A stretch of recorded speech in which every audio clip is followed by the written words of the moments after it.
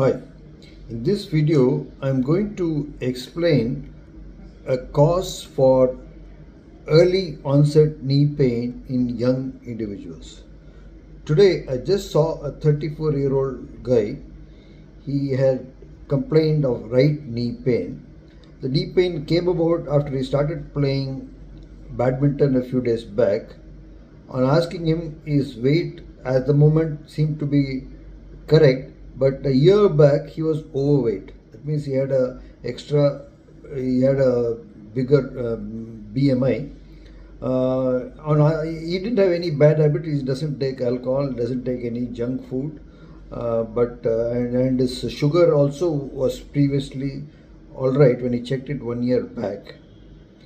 When I examined him, I examined him and I didn't find any abnormality in his knees. There were no ligament injuries. He refuted any evidence of, he refuted any previous injury to his knee joint. I've seen a lot of patients like this, and the common factor which I've identified in that relates to food and liver. So the basic fundamental thing is food, what we eat and how we digest it and burn it. And if it doesn't happen in that way, then what happens in the liver? This condition of the liver is known as fatty liver. It occurs due to an accumulation of fat in the liver. Obviously, you can spot it when a person is obese, when there is a truncal obesity, that is obesity around the stomach, then in the glutei and all that. It can occur even in young people. And so today I'm going to talk about the fatty liver and how it can result in knee joint pain. So I'm just going to split this camera and focus on a picture. So I have before me a chart of liver disease, the spectrum of liver damage. So this is the normal liver. Liver is an organ in the abdomen, upper right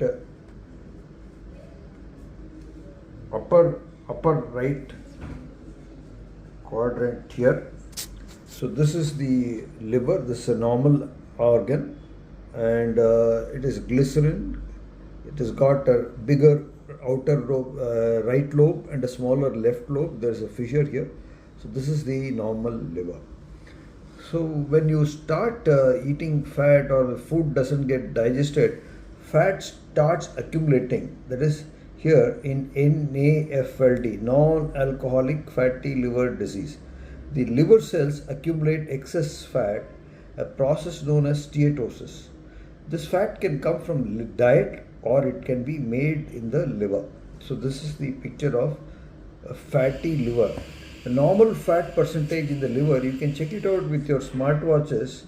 It should be 5%. If it is more than 6% or anything more than that, then it becomes a fatty liver. So it can be graded into various categories, 5, above 5, and so on and so forth. So this is the third picture of accumulated fat. So if you see here, fat is accumulated in the liver cells, and these liver cells become bloated, and then they burst, and liberating the fat. This will be seen in the form of increased triglycerides. And when the liver cells accumulate fat, they become inflamed. They also die and they become inflamed, and later on scarring occurs in the liver. Finally, this bloating of fat, the scarring as a result of scarring in the liver, cirrhosis of the liver occurs. In liver cirrhosis, scar tissue replaces fat, and blockage of the blood supply from the liver to the heart takes place, and fluid accumulates in the abdomen, and also the blood vessels also can be blocked, and reflux blood will go into the portal veins and into the esophageal, that is the food pipe veins. This can result in bleeding when from the food pipe. And this is the final stage, liver cirrhosis, the continuous inflammation of the liver caused by hepatitis. This happens due to jaundice, particular jaundice called hepatitis B, and it can lead to fibrosis and scar tissue formation. So when patients present to me with early onset knee pain, they have signs of belly fat, I have a high index of suspicion. I refer them for 3 Tesla. First I do the X-rays. If they are normal, I refer them, but on a high index of suspicion, I refer them to a scan center for 3 Tesla MRI scans. In those scans, invariably there is evidence of early onset cartilage damage. I also order a battery of blood tests for accumulation of fat in the body, triglycerides and HDL, high dense cholesterol, LDL and all that. And if there are changes, then my diagnosis is confirmed of non-alcoholic fatty liver disease. The treatment consists of biological treatments. Early onset disease in the knee can be treated with platelet-rich plasma, and late disease needs platelet-rich trauma, which is extracted from fat and PRP and injected into the knee joint. I also prescribe a diet, which is a long diet. The salient points of this diet are that it is low in carbohydrates and high in proteins.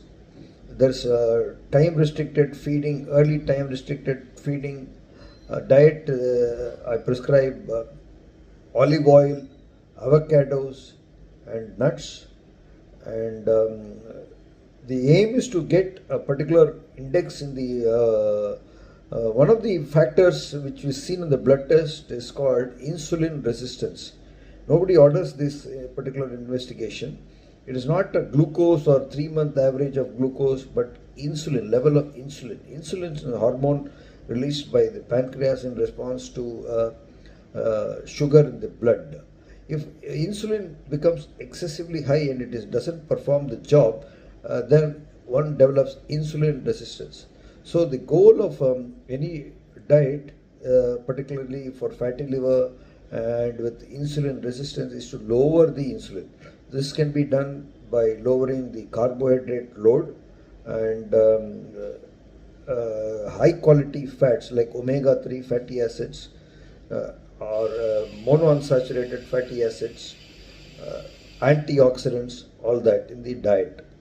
So this is what I prescribed in the diet, and with hopefully if people follow this regime, they can not only improve their blood profile, improve their liver condition, and a combination of platelet-rich trauma or PRP and a proper diet will lead to resolution of their joint pain and prevention of further progression of knee arthritis.